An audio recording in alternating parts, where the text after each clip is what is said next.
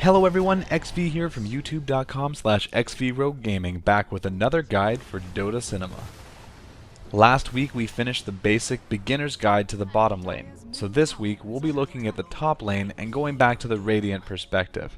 Remember that this guide is designed for introductory to intermediate learning. The advanced version will appear on my channel Monday for those of you who really want to dig deep.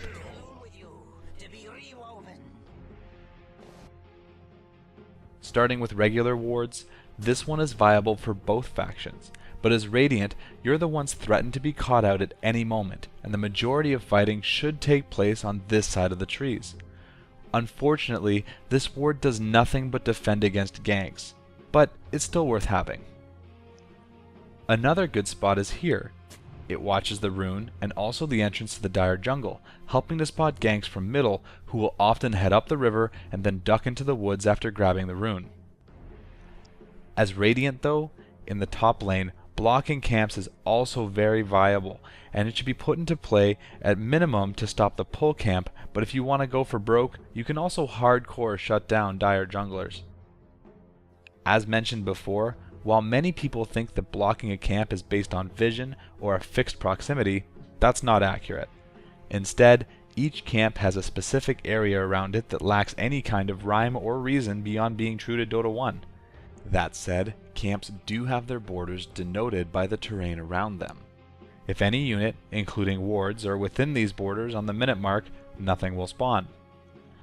Let's start with the pull camp. In my opinion, there are 3 viable places to ward if your goal is to block this camp. This ward is good because it blocks the camp while also remaining out of sight to most sentries by being behind the trees. But if you want more versatility, this ward not only blocks the camp but also gives you excellent vision to avoid ganks. This ward is kinda like the kid sibling of the previous because it gives only decent vision but not great. The only time I employ it is if the other one is being dewarded and I want to use something less commonly deployed. Next up, the easy camp. If you spot the enemy team picking a jungler, throw a ward here before the game starts.